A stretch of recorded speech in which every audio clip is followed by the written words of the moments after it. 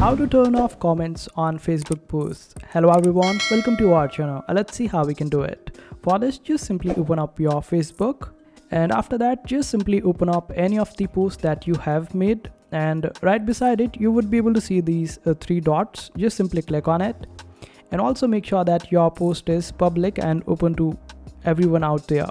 After that, you would be able to see this option, which is who can comment on your post. Simply select it.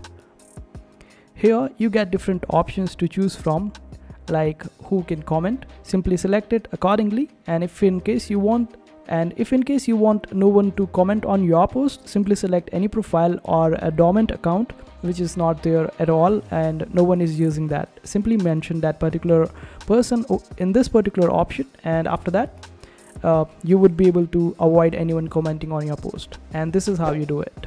I hope this video was helpful. Make sure to hit that like button and also subscribe to our channel for more helpful videos.